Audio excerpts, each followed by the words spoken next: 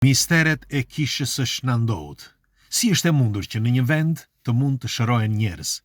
Si është e mundur që disa njerëz që nuk kanë mundur kanë shkuar në të gjithë spitalet më të rëndësishme në botë dhe kur kanë shkuar te kisha e Shnandout, shumë prej tyre janë shëruar. Si është e mundur një gjë e tillë?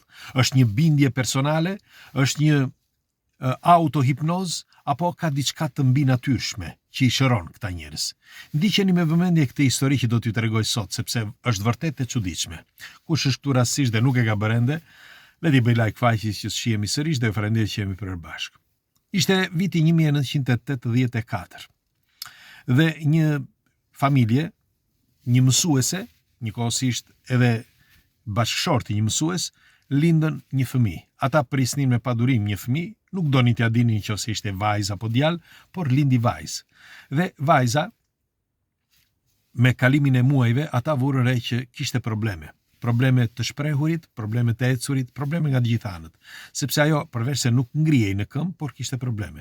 Filluan që ta ndihmonin, shkoan nëpër mjek, nuk ishin nga Tirana, por ishin nga një fshat i Malësisë, dhe shkuan dhe në ekspert dhe mjek të rëndësishëm të asaj kohe.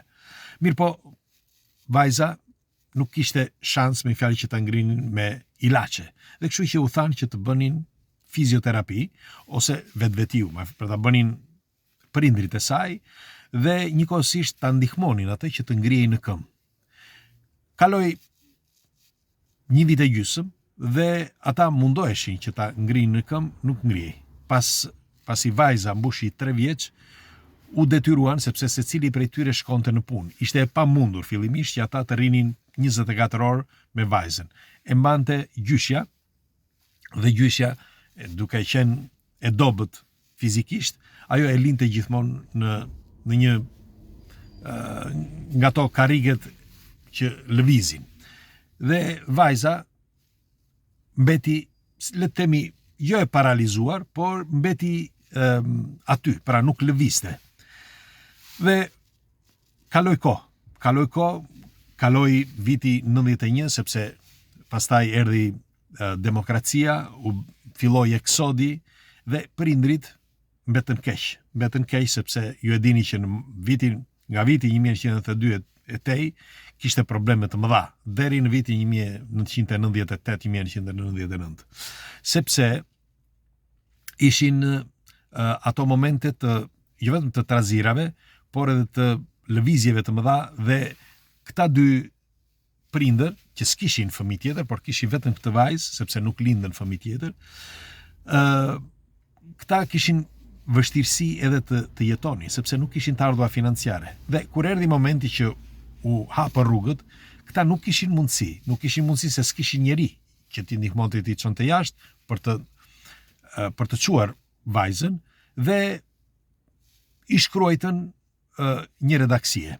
I shkruajtën një redaksie në TVSH dhe redaksia, me shpresë që ata mund t'i ndihmonte dikush, rastësisht njëri nga këta, një vajzë që punonte në redaksi, është histori e vërtet, sepse kjo vajza na ndjek edhe ne këtu, që punonte në redaksi dhe ajo punonte filloi që të frekuentonte një vend të si quhen murgeshave. Murgeshat që vinin nga Italia. Dhe këto murgesha, kur dëgjuan për vajzën, shkuan, sepse me shpresë që mos e ndihmonin. Dhe prindrit me lot në sy i thanë që nuk kishte mundësi që ata qofte ekonomikisht, por qofte edhe fizikisht s'mundin të bënin dot asgjë. Kishte kaluar kohë. Dhe vajzat, këto 2 murgeshat, e morën vajzën, e çuan në Tiranë dhe pas 3 muajsh, 4 muajsh një gjë e tillë, e sollën në Itali. E çuan tek të gjithë ekspert, jo vetëm të mjek të Vatikanit, por edhe ekspert të tjerë. Pra mjek profesionist, askush nuk mundi ta ndihmonte. Dhe vajzën bëri disa ndryshime në mënyrën e të shprehurit, lëvizte pak aty ku ishte, sepse tashmë kishin kaluar kohë, dhe e kthyen sërish.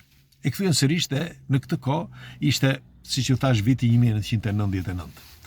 Dhe dikush u kishte folur këtyre prindërve, e tregon mësuesja, pra e jema e vajzës, u kishte treguar për misteret e kishës së Shnandout. Dhe një grua tjetër, që ishte e zonës ku ata jetonin, që jetojnë ende shpresoj, u kishte thënë që kishte dëgjuar disa histori të çuditshme për kishën e Shnandout dhe për disa njerëz që shkonin aty në pelegrinazhe.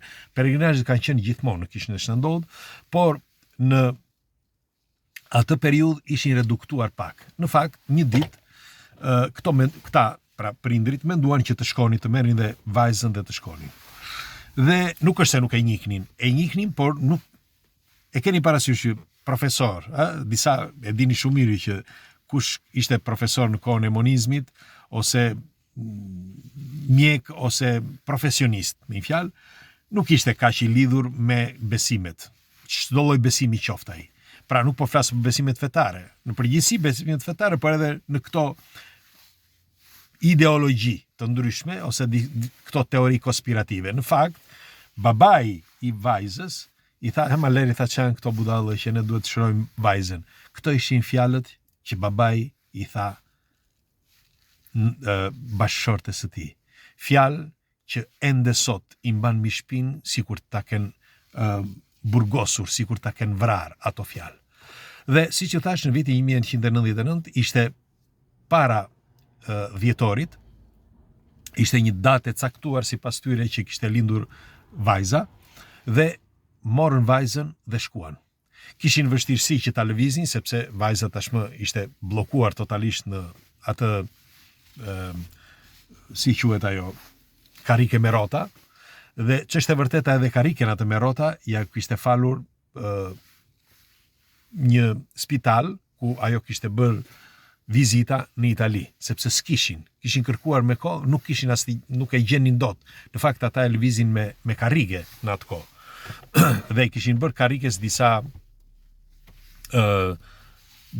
rrota poshtë që ta lëviznin, një karrike normale. Dhe si përfundim erdhi data, pra dita që ata kishin vendosur, dhe shkuan në kishën e Shnandout. Ishin vetëm ata të dy, pra nën dhe bab e kësaj vajze. Dhe kur arritën tek kisha e Shnandout, vajza filloi që të dridhej. Kjo është histori e vërtet që tregon nëna e saj, nuk e tregoj unë. Dhe dridhej, jo se ajo kur e pyeti ema çfarë ke më bi, tha, nuk e di, tha ajo, kam një ndjesi. Pra nuk kishte gjithjet, vetëm një ndjesi. Megjithatë u futën brenda. Thash nuk kishte shumë njerëz në ato kohra, për më tepër ishte një ditë normale, nuk ishte një ditë pelegrinazhi, dhe u fut në kish. Sa po u fut aty, ishte një nga priftët e shqiptar që bënte meshën, dhe ai ema e vajzës nuk dinte se si të sillej, nuk dinte sepse s'kishte shkuar asnjëherë, nuk dinte çfarë të bënte. Vetëm që i thanë që shiko, pas pak është mesha, është mirë që t'jesh, i thanë njerëzit që ishin aty. Dhe gjatë meshës, ky prifti, duke folur me fjalët si gjithmonë, në këto raste, ju drejtua vajzës. Dhe u tha të gjithëve, pra të gjithë që ishin prezent, që mos gaboj ishin rreth 51 njerëz, siç e tregon nëna, dhe i tha të gjithëve që të luteshin së bashku me të për vajzën. Dhe janë lutur për 20 minuta. Në minutën e 21, vajza filloi që të dridhej, dhe në minutën e 22, pra pas 22 minutave, ai i dha urdhër, pra i tha, tani tha, çau, moj bi, i tha prifti që bënte meshën. Vajza u qua në këmbë. U qua dhe ishte tek altari, sepse ishte pranë altarit, ishte ajo në fillim dhe pastaj të gjithë njerëzit pas. U qua aty pranë altarit dhe vuri duart, aty ku vjen ata qirinjt. vuri duart aty, dal nga dal, u qua dhe filloi që të lëvizte. Që nga jo ditë, ata shkonin ditë për ditë, merrte vajzën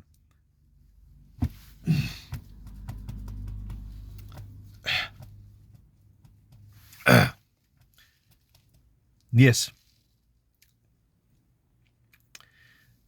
Babai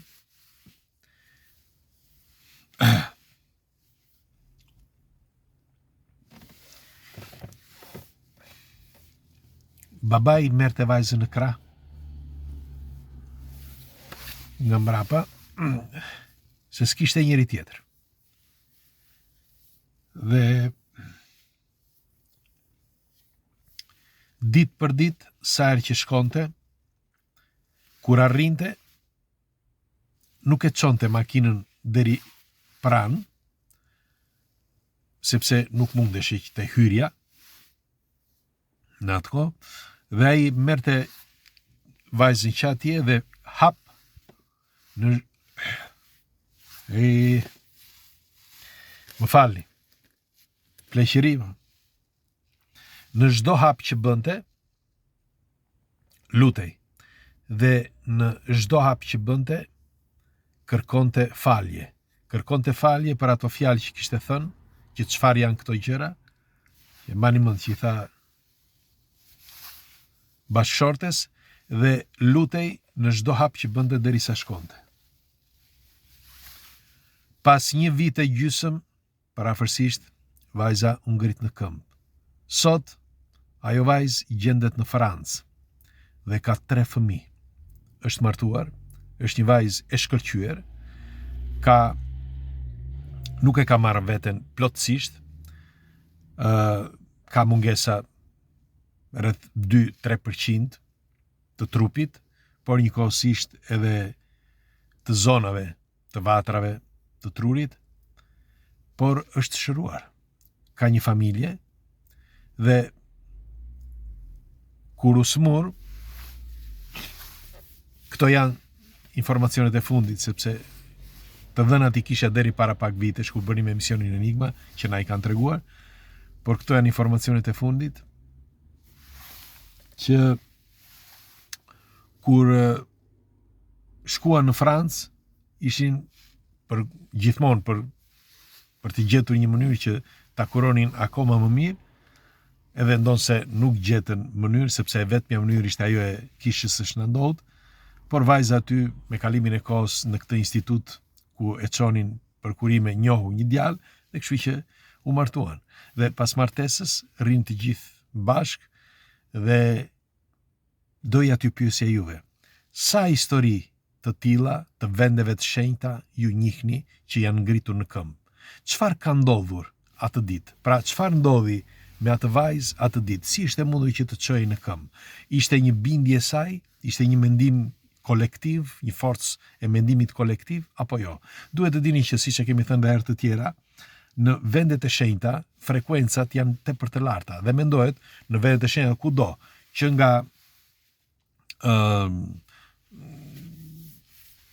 nga cepi i botës poshtë, pra nga Australia deri sipër, në të gjitha vendet e shenjta.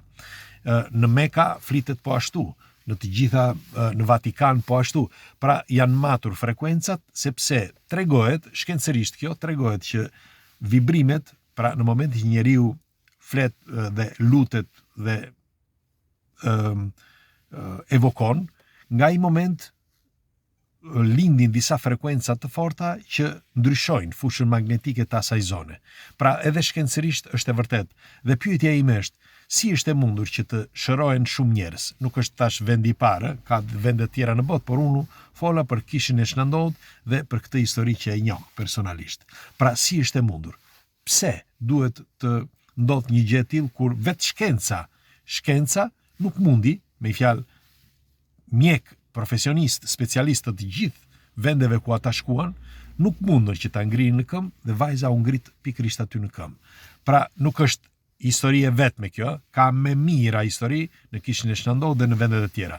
Dhe do të dëshiroja një koment nga ju, çfarë mendimi keni dhe nëse njihni histori të tjera, histori të kishës së Shnandot, do t'ju lutesha të na i tregoni që ta diskutojmë këtu së bashku, ju lutem, nëse është e mundur, dhe histori të vendeve të shenjta ku janë shëruar njerëz. Okej, dhe çfarë mendimi keni? Pse? Si është e mundur që ndodh? Pres komentet tuaja. Ditë të mbar.